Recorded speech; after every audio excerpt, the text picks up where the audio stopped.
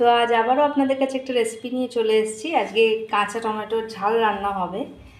তো মা বেশ অনেক বড় বড় সাইজেরই কাঁচা টমেটো নিয়ে নিয়েছে, নিয়ে ধুয়ে নেওয়া হয়েছে, ধুয়ে নিয়ে দানাগুলো স্কুপ করে নিয়েছে, মানে বার করে নিয়েছে। আর রান্নাটা সর্ষের তেলে হবে। এদিকে 1 চামচ মতন কালো সর্ষে আর সাদা সর্ষে 2 চামচ মতন বাটা আছে। ফোড়নে যাবে 2টো শুকনো লঙ্কা, কালো জিরে ফোড়ন, রসুন বেশ অনেকটাই 1 চামচ মতন গ্রেট করে নিয়েছে। একটা গোটা লেবু যাবে, একটা বড় সাইজের পেঁয়াজ কুচোনো আছে, নুন চিনি স্বাদ মতন, আর কাঁচা লঙ্কাও যাবে। পরের প্রসেসটা দেখাচ্ছি। তো গোটা রান্নাটা সর্ষের তেল হবে। তো চলো আজ আপনাদের কাছে কাঁচা টমেটোর ঝালটা শেয়ার করি। তো কড়ায় সর্ষের তেলটা গরম হয়ে গেছে, 2 চামচ মতো সর্ষের তেল নিয়েছে, কালো জিরে আর গোটা শুকনো লঙ্কা মা ফোড়নে দিল, আর পেঁয়াজটা দিয়ে দিল, দিয়ে ভালো করে ভাজাভাজি করবো। এই শীতের দিকে তো কাঁচা টমেটো পাওয়াই যায় না, শীতের দিকে পাকা টমেটো হয়, এই টাইমটা কাঁচা টমেটো পাওয়া যায় না, শেষের দিকে তো শেষের দিকে আমরা পেয়েছি। কাঁচা টমেটো প্রথম দিকে বেশি পাওয়া যায়।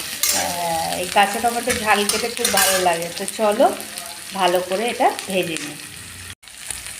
তো মা বলছে পেঁয়াজটা বেশি ভাজবে না, হালকা ভাজবে। এবার রসুনটাও দিয়ে দিল, 1 চামচ মতন রসুন বাটা, কাঁচা লঙ্কা বাটা। এইগুলো বেশি করে না দিলে ভালো লাগে না। অনেকেরা শুধু পেঁয়াজ দিয়েই করে, জানি না কেউ সর্ষে বাটা দেয় কি না। কিন্তু আমাদের কাঁচা টমেটোর ঝাল করলে এরকম সর্ষে বাটা দিয়েই রান্না করে, আর দুর্দান্ত লাগে খেতে, শুকনো ভাতের পাতেই হেভি লাগে। তো এটাও ভাজাভাজি হয়ে গেছে। এরপর কাঁচা টমেটোগুলো মা দিয়ে দেবে। দানাগুলোকে বাদ দিয়ে চাটনিটা খেতে ভালো হয়। টক মিষ্টি, খুব মিষ্টি নয়,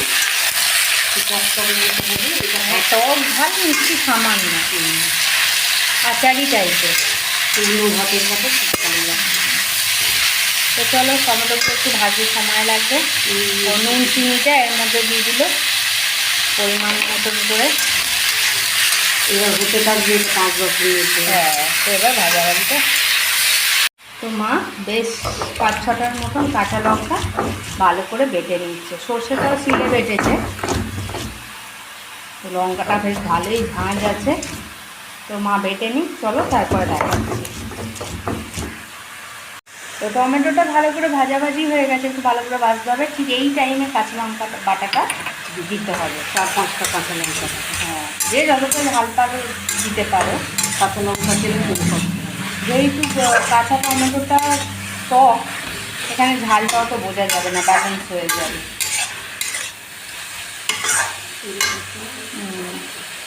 এবার সর্ষে বাটাটা দিয়ে দেবে, সাদা চামচে করে কি আঙুলে করে না এ করে না। তো সাদা সর্ষে আর কালো সর্ষে বেশ 2 চামচ মতন বেটে নিয়েছে মা। এবার এর সঙ্গে ভালো করে কষিয়ে নেবে। এতে জল পড়ে খুব কম, খুব কম, না দেয়ারই মতন, যেহেতু আচার মতন হবে। আর এবার গরম পড়ে গেছে, গরমের দিকে টকটা একটু বেশিই খাবে সবাই, তাই না? কাঁচা আম দিয়ে ডাল, বিউলির ডাল, টকের ডাল, দাদা আলুর চচ্চড়ি, আমাদের বাড়িতে তো বেশিরভাগ টকের ডালটা হয় গরমের দিকে। তবু মা চেষ্টা করে এক একদিন এক এক রকম ডাল বানানো।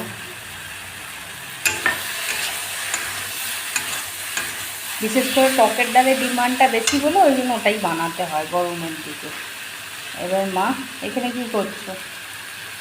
জলটা শিল দেওয়া জলটা মা দিয়ে দিচ্ছে অল্প একটুখানি, জাস্ট টমেটোগুলো একটু মজে যাবে সেই জন্য। চলো এবার মা ভালোভাবে ধিমে আঁচে হতে দেবে। তো চলো যতক্ষণ না টমেটোগুলো মেল্ট হয়ে যাচ্ছে 5-6 মিনিটের মতো, ততক্ষণ কুক হতে সময় দিই। তো ফাইনালি কাঁচা টমেটোর ঝাল পুরোপুরি রেডি।